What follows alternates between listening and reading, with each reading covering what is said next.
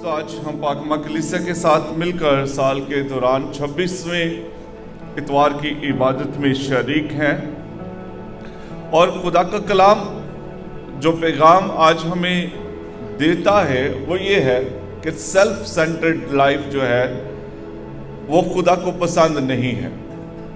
अगर हमारी अपनी ज़िंदगी, हमारी अपनी ख्वाहिशात, हमारे अपने मंसूबे, हमारी अपनी सोचें और हमारी अपनी ज़ाती तरजीहात, अगर यही हमारी ज़िंदगी का मरकज़ है तो ऐसी ज़िंदगी के साथ हम खुदा की बादशाही में कभी भी दाखिल नहीं हो सकते।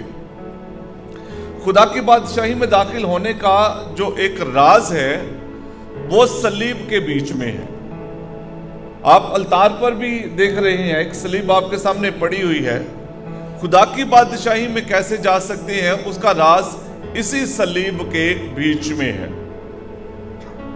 और ये सलीब हमें सिखाती है कि हमारे जो ताल्लुकात खुदा के साथ हैं वो कैसे होने चाहिए और हमारे ताल्लुकात जो इंसान के साथ हैं वो कैसे होने चाहिए। सेल्फ सेंटर्ड लाइफ नहीं कि मैं ही बस मेरी जिंदगी का मरकज हूं और मेरे लिए कुछ भी नहीं है।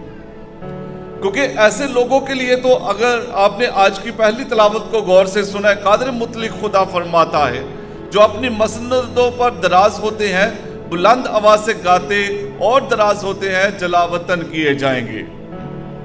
जो बड़ी ऐशो इशरत की जिंदगी गुजार रहे हैं, जिनको किसी की फिक्र नहीं है, खुदा कह रहा है ये सब कुछ इनसे ले लिया जाएगा, ये जलावतन हो जाएंगे। आप अगर बाइबल की तारीख को देखें, जो बाइबल मुकद्दस की पहली किताब है, तकवीन की किताब, इसमें दो बड़े वाकयात हैं। एक हजरत नूह का वाकया है और हजरत नूह के दौर में आप जानते हैं हजरत नूह ने कश्ती बनाई और फिर सैलाब आया तो उस कश्ती में सिर्फ एक खानदान बचा था और वो किसका खानदान था? हजरत नूह का खानदान था और कोई इंसान नहीं बचा। इतने लोगों ने देखा होगा कश्ती बनाते हुए, कोई इंसान नहीं बचा, सिर्फ हजरत नूह का खानदान बचा। और इस दौर के बारे में कहा जाता है कि लोगों का जो खुदा के साथ रिश्ता था वो बड़ा अच्छा था, लेकिन इंसान का इंसान के साथ रिश्ता अच्छा नहीं था। खुदा के साथ अच्छा था, इंसान का इंसान के साथ अच्छा नहीं था। हजरत नूह कश्ती भी बना रहा था, यह भी बता रहा था कि सैलाब आएगा, किसी ने उसका यकीन नहीं किया। तो इंसानों के बीच में इत्तेहाद ही नहीं था उस वक्त में। सैलाब आया और उस सैलाब की वजह से सिर्फ एक खानदान, हजरत नूह का खानदान बचा और कोई भी नहीं बच सका। फिर एक और वाकया है तकवीन की किताब में ही, वो है बाबल का बुर्ज। आप बाबल के बुर्ज के वाकये को याद करें। लोगों ने कहा कि सैलाब आया, सब कुछ तबाह हो गया, तो हमें कोई और ठिकाना भी ढूंढना चाहिए। शायद वो चांद पर जाने की कोशिश कर रहे थे और उन्होंने बुर्ज बनाना शुरू किया। तो जब उन्होंने बुर्ज बनाना शुरू किया, उस वक्त लोगों के आपस में ताल्लुकात बहुत अच्छे थे, खुदा के साथ नहीं थे। आसमान तक वो जाना, ऊपर जाकर देखना चाहते थे और वो खुदा को इल्जाम देते थे, खुदा ने देखो सारी दुनिया को बर्बाद कर दिया है। तो खुदा के साथ इंसान के ताल्लुकात ठीक नहीं थे, इंसान के साथ अच्छे थे और ऐसे अच्छे थे कि सब ने मिलकर इत्तेहाद में हर कोई अपना हिस्सा डाल के उस बुर्ज को बनाना शुरू हो गया। तो दोनों वाकयात में इंसान फेल हुआ। उस वक्त भी जब खुदा के साथ अच्छे हैं लेकिन इंसान के साथ ताल्लुकात अच्छे नहीं है, सैलाब आया, मारे गए सारे। और उस वक्त भी जब इंसान के साथ रिश्ता, ताल्लुक, सुलह सलामती में है, खुदा के साथ रिश्ता खराब है, जुबानों में इख्तलाफ डाल दिया गया। तो फिर जो बेस्ट वे, जो सबसे अच्छा रास्ता है, जो हमें वाकई खुदा की बादशाही में लेकर जा सकता है, वो रास्ता कौन सा है? और मैंने आपसे कहा कि उसका राज सलीब के बीच में है। सलीब को आप देखिए, ये नीचे से ऊपर और फिर दाएं से बाएं, ये सलीब बनती तब है जब ये दोनों हिस्से एक दूसरे के साथ जुड़े हों। یعنی انسان کا خدا کے ساتھ بھی رشتہ ہونا چاہیے اور انسان کا انسان کے ساتھ بھی رشتہ ہونا چاہیے. یہ تب ممکن ہے جب سیلف سینٹرڈ لائف اس کو ہم ختم کریں گے. خود انکاری کریں گے, جو یسوع بھی بات کرتا ہے, خود انکاری کرنا. میری زندگی دوسروں کی خدمت کے لیے ہے. آپ یاد کریں, میں نے بہت پہلے آپ سے کہا تھا, بہت سارے اداروں نے ایک موٹو چنا ہوتا ہے, بورن ٹو سرو. ہم پیدا ہی اس لیے ہوئے ہیں کہ خدمت کریں, خدمت کرائے نہیں. یسوع نے بھی کہا ہے ابن انسان اس لیے نہیں آیا کہ خدمت کرائے, بلکہ اس لیے کہ خدمت کرے. اور یہ ہم میں سے ہر مسیحی کی زندگی کا مقصد ہی ہونا چاہیے. تو آج کا کلام آپ کو کراس روڈز پہ لے کر آیا ہے. دو راستے نکلتے ہیں آگے. ابھی تک آپ اگر چلتے آ رہے ہیں تو آگے سے دو راستے اور نکلتے ہیں. ایسے چوک پر آپ کو لے کر آ گیا ہے, اور اس چوک میں کھڑے ہو کر آپ نے فیصلہ کرنا ہے دونوں میں سے آپ نے کہاں پر پہنچنا ہے. کیونکہ آگے دو ہی منزلیں ہیں جہاں پر ہر انسان نے دونوں میں سے کسی ایک منزل پر آخر میں پہنچنا ہے.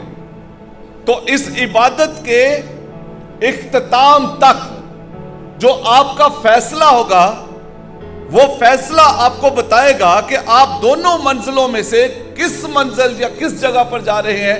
یا تو وہ خدا کی بادشاہی ہے یا دوزخ ہے. اگر آپ آج کی اس عبادت میں ہی خدا کے کلام کو مکمل طور پر اپنے آپ میں قبول کرتے ہیں, اپنا آپ خدا کو سونپتے ہیں, اپنی زندگی کو آپ واقعی خدا کی مرضی کے مطابق جینے کا عہد کرتے ہیں, تو اس سے پہلے آپ نے سال, 10 سال, 20 سال, 30 سال, 50 سال گزارے, بھول جائیں اس کے لیے. آج سے خدا آپ کی نئی زندگی کا آغاز کرے گا. آج سے آپ کی نئی زندگی کا آغاز ہوگا اگر آپ خدا کے ساتھ جڑ کر ایک نئی زندگی کا آغاز کرتے ہیں. اور اگر نہیں کریں گے تو آپ کی وہی زندگی چلتی رہے گی. اور دو منزلیں میں آپ سے کہہ رہا ہوں جس کا ذکر ہمیں آج کی انجیل مقدس میں بھی ملتا ہے. انجیل مقدس جو آج ہم نے سنی ہے, یہ امیر شخص کی اور غریب لازر کی ہے. تو امیر شخص کے بارے میں لکھا ہوا ہے جو ارغوانی اور مہین کپڑے پہنتا, ہر روز عیش و عشرت کرتا تھا, اور لازر نامی ناسوروں سے بھرا ہوا ایک بیکاری اس کے دروازے پر پڑا ہوا تھا. دروازے پر پڑا ہوا ہے, اس کی خواہش ہوتی تھی کہ میں ان ٹکڑوں سے جو اس دولت مند کی میز سے گرتے ہیں, میں ان سے اپنا پیٹ بھروں. اور پھر لکھا ہوا ہے کہ کتے آ کر اس کے جو زخم تھے, ناسور تھے, انہیں چاٹتے تھے. تو بیکاری مر گیا. جب وہ مر گیا, فرشتوں نے اسے لے جا کر باپ ابراہیم کی گود میں پہنچا دیا, اور بیکاری مر گیا جو دروازے پر پڑا ہوتا تھا.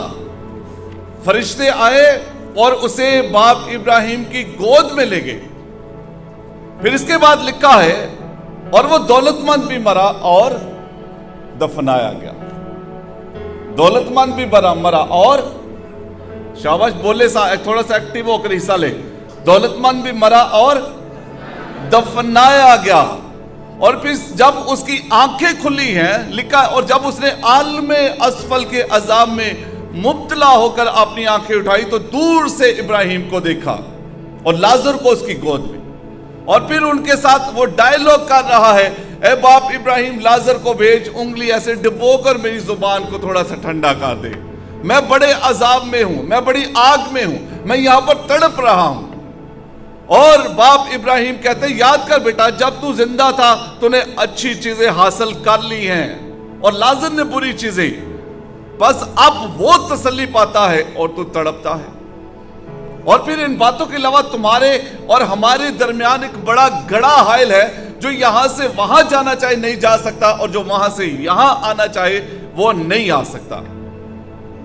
پھر وہ امیر شخص دوبارہ منت کرتا ہے, اے باپ, میرے گھر میں اس کو لازر کو بھیج, میرے اور 5 بھائی ہیں.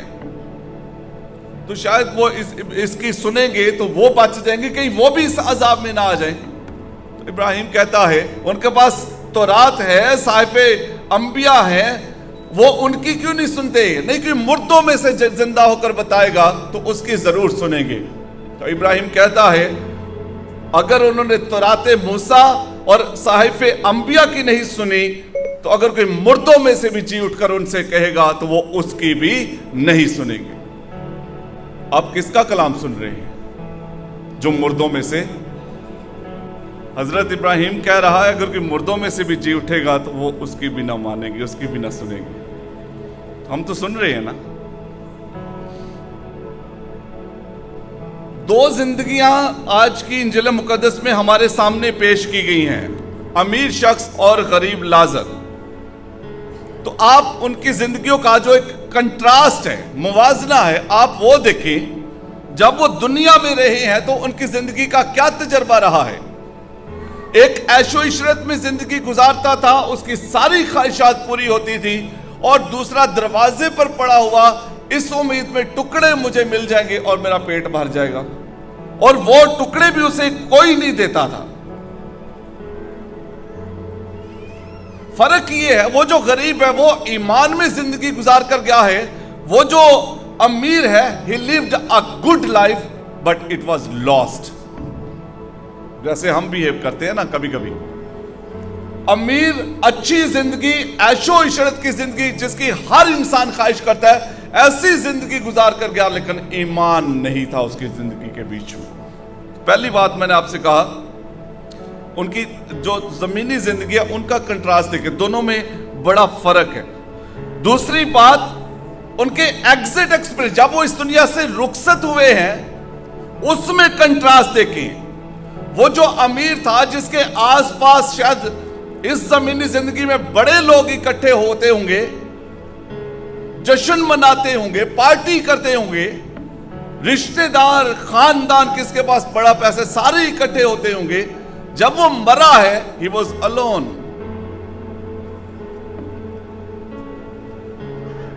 مرا ہے اور کہا گیا اور دفنایا, وہ بھی مر گیا اور دفنایا گیا بس. لیکن جو ایمان میں اس دنیا سے گیا غریب لازر تھا, his funeral was attended. اکیلا نہیں تھا وہ, اور کون تھے اس کے ساتھ؟ لکھا ہے جب وہ غریب مرا ہے فرشتے آئے ہیں اور اسے لے جا کر اسے باپ ابراہیم کی گود میں پہنچا دیا ہے. ایک بغیر ایمان کی زندگی گزار رہا ہے اس کا مرنا کیسا ہے, اور ایک جو ایمان میں زندگی گزار رہا ہے اس کا مرنا کیسا. دونوں کے بیچ میں جو ایکسپیرینس ہے وہ بہت فرق ہے. پھر تیسری بات جو ابدی ان کا تجربہ ہے اس کے بیچ میں موازنہ کریں, کنٹراسٹ کریں. جو امیر یہاں پر سب کچھ حاصل کر کے زندگی گزار رہا تھا اسے اذیت ملی ہے. دوزخ, اور دوزخ کے بارے میں کہا جاتا ہے a place of punishment, جہاں پر سزا انسان کو دی جاتی ہے. مقدس متی کی انجیل اس کا 25 باب 41 آیت, وہ جگہ جہاں پر پیاس ہی پیاس ہے. لوکا 24 باب اس کی 25ویں آیت, ایک ایسی آگ جو بجھتی نہیں ہے. مقدس مرکز 9 باب 43 آیت, جہاں پر پچھتاوا ہی پچھتاوا ہے. مقدس لوکا 16 باب اس کی 25 آیت, جہاں پر مایوسی ہے, غصہ ہے. مقدس متی 13 باب 43 آیت اور 24 باب اس کی 51 آیت, خدا سے آپ ہمیشہ کے لیے الگ ہو جاتے ہیں. مقدس پالوس رسول کا دوسرا خط تسلونیکیوں کے نام 1 باب 8 تا 9 آیات. ابدی تجربہ اس کا مکمل طور پر خدا سے جدائی, اور ہر وقت مایوسی ہے, ٹینشن ہے, تڑپ ہے, سزا ہے, جہاں پر وہ پہنچا ہے اور بھگت رہا ہے. دوسرا انسان جو غریب لازر ہے وہ تسلی پاتا ہے. باپ ابراہیم کہتا ہے تو نے اچھی چیزیں حاصل کر لی, اب یہ تسلی پاتا ہے. اور کیسی جگہ تسلی پاتا ہے؟ खुदा की बादशाही में, एक ऐसी जगह जिसके बारे में कहा जाता है जहां पर खुदा खुद अपने लोगों के साथ वहां पर मौजूद होगा। God dwells. मुकाशवा 21 बाब उसकी 3री आयत और फिर 22 बाब उसकी 4थी आयत में भी इसका जिक्र है। एक ऐसी जगह जहां पर ना गुनाह है, ना गुनाहगार है और ना शैतान वहां पर है। हमेशा के लिए गुनाह को, गुनाहगार को और शैतान को वहां से निकाल दिया गया है। मुकाशवा 21 बाब उसकी 27 आयत। एक ऐसी जगह जहां पर सिर्फ वो पहुंचेंगे जो यस्सु को अपना शख्सी निजात दहिंदा मानते हैं। यूहन्ना 14 बाब पहली 6 आयत।